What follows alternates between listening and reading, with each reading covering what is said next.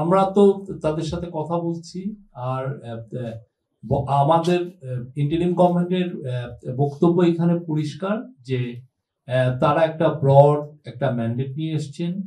এটা এসে আগেকার সময়ের যে কেয়ারটেকার গভর্নমেন্টের ম্যান্ডেটের মতো না, যে আগেকার সময় যেমন 3 মাসের জন্য যে কেয়ারটেকার গভর্নমেন্ট আসতেন, তাদের কাজগুলো ছিল হলো ইলেকশনটা করা, ইলেকশনকে কেন্দ্র করে সবগুলো কাজ করে 3 মাসে ইলেকশন করে চলে যাওয়া।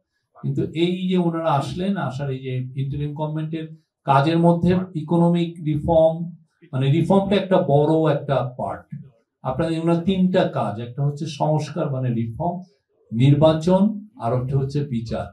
ফার্স্টে বিচার, কোনটা ফার্স্টে, সবগুলোই হলো এই কাজের মধ্যে পড়ে। আর আমার মনে হয় যে ইলেকশন নিয়েও ধোঁয়াশার কিছু নাই। কালকে স্যার বারবার বলেছেন উনি এক কথার মানুষ, এবং উনি ইলেকশনটা জুন 30, 2026 মধ্যেই দিবেন, এর বাইরে একটা দিনও ওদিকে যাবে না। এটা নিয়ে আমরা পলিটিক্যাল পার্টিকে কালকে চিফ অ্যাডভাইজার বলেছেন। আর পোর্ট এগুলো বিষয়ে আমার মনে হয় যে এটা একটা, আমরা যে বাংলাদেশের যে ম্যানুফ্যাকচারিং হাব করার ইচ্ছা আছে, যে স্বপ্নটা আমরা দেখছি, সেটার সাথে পোর্ট ম্যানেজমেন্ট খুবই দ্রুত জড়িত, এবং এটা যত দ্রুত করা যায় তত সবার জন্য মঙ্গল। আমাদের চিফ অ্যাডভাইজার চাচ্ছিলেন বাংলাদেশকে, এটা একটা গোল্ডেন পিরিয়ড যাচ্ছে, বাংলাদেশকে একটা ম্যানুফ্যাকচারিং হাব তৈরি করার।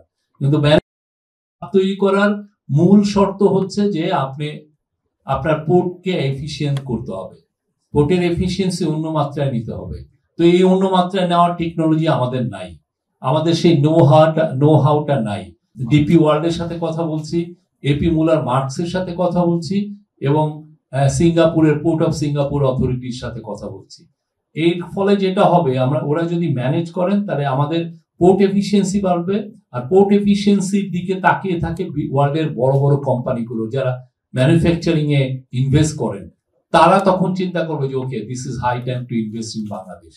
আমাদের দেখেন, আমরা শেখ হাসিনার সময় 100টা ইকোনমিক জোন করা হয়েছিল, কিন্তু সবগুলো পড়ে রয়েছে, মানে মহিষের বাথান হয়ে গেছে, কেউ আসছে না। তো আমি জায়গা অ্যাকোয়ার করে রেখে দিয়েছি, এত কস্ট দিয়ে, এত টাকা দিয়ে আমরা জায়গা অ্যাকোয়ার করে রেখে দিয়েছি, কিন্তু দেখা যাচ্ছে ইনভেস্টররা আসতেছে না।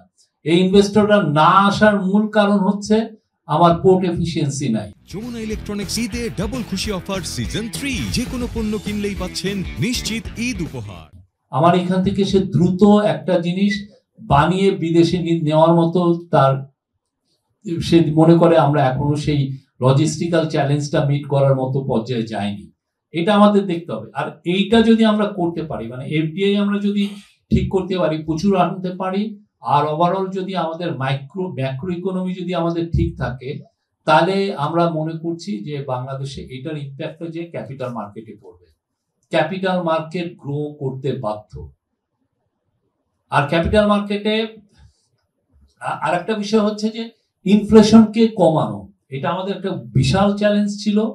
এটা প্রথম থেকেই আমরা খুবই, প্রথমে যেটা হয়েছে যে আমরা ইন্টারেস্ট রেটকে হাইক করতে করতে করতে এখন বোধহয় 10%-এর বেশি, ওইটা করার পরে আমরা দেখছি যে ইনফ্লেশন কমা শুরু হয়েছে, এবং আমাদের আশা, যেটা আমাদের সেন্ট্রাল ব্যাংকের গভর্নর বলেছেন, এই বছরের শেষে যে এটা 5%-এর নিচে আনবে।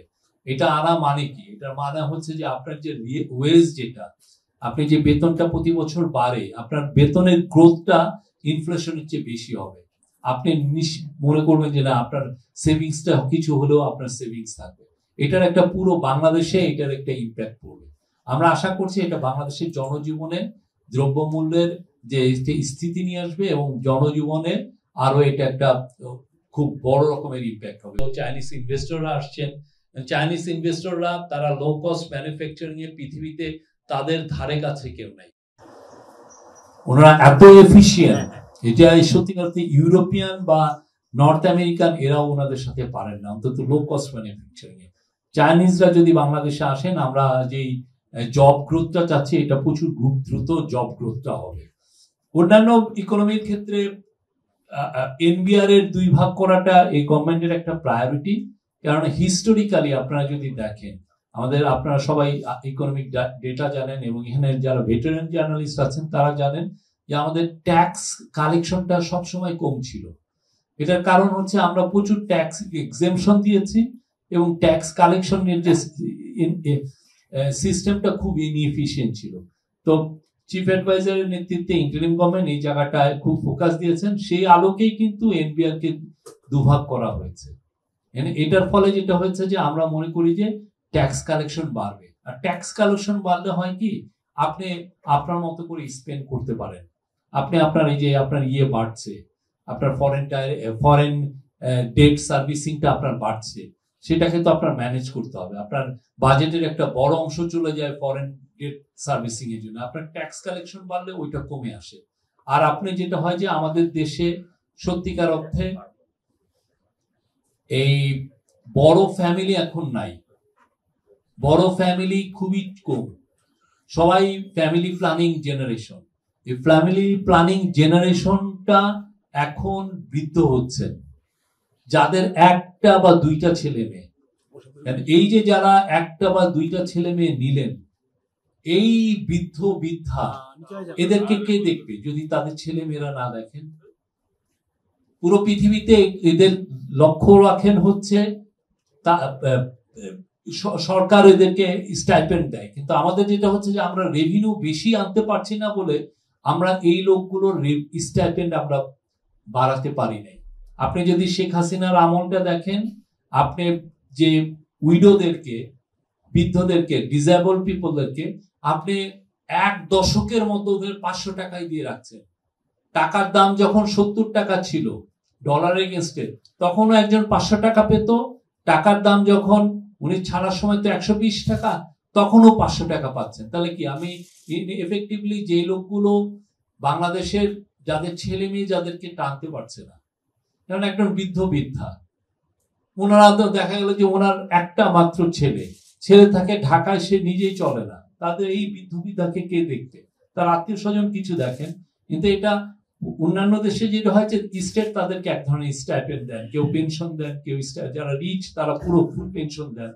তা আমাদের দেশে আমরা এই সোশ্যাল স্পেন্ডিংটা বাড়াইতে পারতেছি না। এটার মূল কারণ হচ্ছে আমরা তো ট্যাক্স বেশি কালেক্ট করতে পারি না। সেই জন্য ট্যাক্স কালেকশনটা খুবই জরুরি। প্রফেসর ইউনূসের যে ইকোনমিক রিফর্মস এর one of the major pillar হচ্ছে যে আমাদের ট্যাক্স কালেকশনটা বাড়াতে হবে। সেটা তো পারা যাচ্ছে না, এখন অনেকে এটাকে প্রোটেস্ট করছেন, কিন্তু এইটা কতটা ভাইটাল, এটা ছাড়া বাংলাদেশে সত্যিকার অর্থে ডেভেলপমেন্ট স্পেন্ডিং আপনি করতে পারবেন না।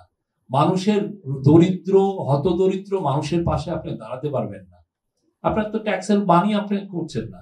এই জায়গাটাও উনি দিচ্ছেন। আমরা মনে করি যে এই প্রত্যেকটা জায়গা যদি ভালোভাবে অ্যাড্রেস করা হয়, সেটার ইম্প্যাক্ট যায় যে ক্যাপিটাল মার্কেটে পড়বে। কিন্তু ক্যাপিটাল মার্কেট হচ্ছে একটু ইকোনমির হার্টবিটটা ক্যাপিটাল মার্কেটে যে বোঝা যায়, যে আপনি আমরা যে ইকোনমিক হেলথটা কত, সেটা যে ক্যাপিটাল মার্কেটে রিফ্লেক্ট হয়, বা যদি এক্সপেকটেশনও থাকে যে হেলথটা ভালো হবে, তাহলে ওইটা রিফ্লেক্ট হয়।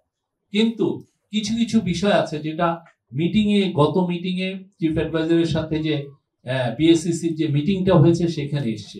একটা বড় বিষয় হচ্ছে যে হিস্টোরিক্যালি বিএসসিসিতে বা বাংলাদেশের ক্যাপিটাল মার্কেটের যে রিফর্ম গুলো যারা করেছেন, তারা সবাই গোষ্ঠী স্বার্থের দিকে তাকিয়েছিলেন। এই গোষ্ঠীটা একটা পারপাস সার্ভ করছে, তার যে রাইভাল সে আর একটা পারপাস সার্ভ করছে। ফলে দেখা যাচ্ছে যে যারা বড় বড় এখানে প্লেয়ার, তারা সবসময় বেনিফিটেড হয়েছে।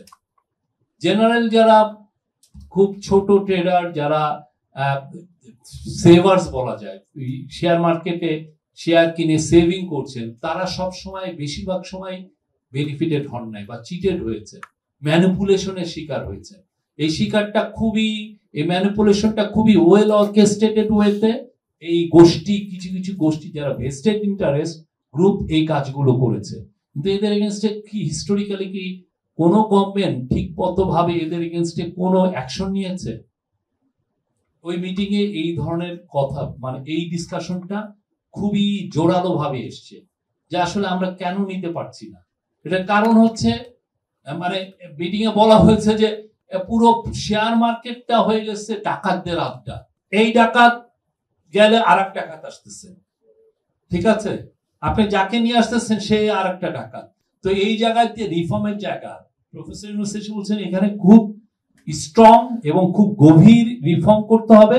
এই রিফর্মটা যে করবে তারা হচ্ছে এই গোষ্ঠী স্বার্থের অনেক দূরের লোক, তারা এসে করবে, তারা নির্মোহভাবে রিফর্ম করবে। পুরো বিশ্বেই শেয়ার মার্কেটের খুব গভীর রিফর্ম হয়, ভালো জায়গায় যায়, কিন্তু বাংলাদেশে দেখা যাচ্ছে যে যারা রিফর্ম করতে চান তারা আসলে আর একটা ধান্দাবাজ গ্রুপ। তো এই জন্য প্রফেসর ইউনূস এই গত মিটিংটা সবচেয়ে যেটা এমফাসিস দিয়েছেন যে সেট অফ ফরেন এক্সপার্ট যারা শেয়ার মার্কেট কিভাবে গ্লোবালি রিফর্ম করা যায়, গ্লোবাল স্ট্যান্ডার্ডে আনা যায়, সেটাই যেন খুব দ্রুত তাদেরকে নিয়ে আসা হয়। এটার জন্য একটা 3 মাসের টাইমলাইন দেওয়া হয়েছে, যে 3 মাসের মধ্যেও তারা এসে শেয়ার মার্কেটের কি কি করণীয় সেটা তারা বলবেন এবং সেই অনুযায়ী খুব দ্রুত অ্যাকশন নেওয়া হবে।